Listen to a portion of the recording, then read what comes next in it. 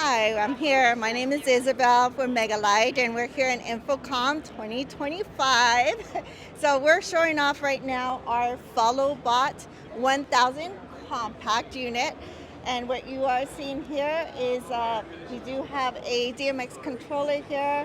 Actually, this is more of, it is DMX controller. And this one is, you do have presets on here, and you do have a zooming capability on our 1000 here. You do have the focus capability, colors as an option.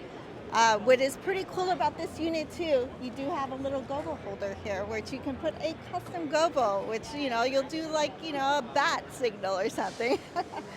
And accessories as well, like if you do have a custom color you do want to put, we do have a boomerang accessory. Just go on our website, you'll be able to see all of the different options that we have in our Followbot.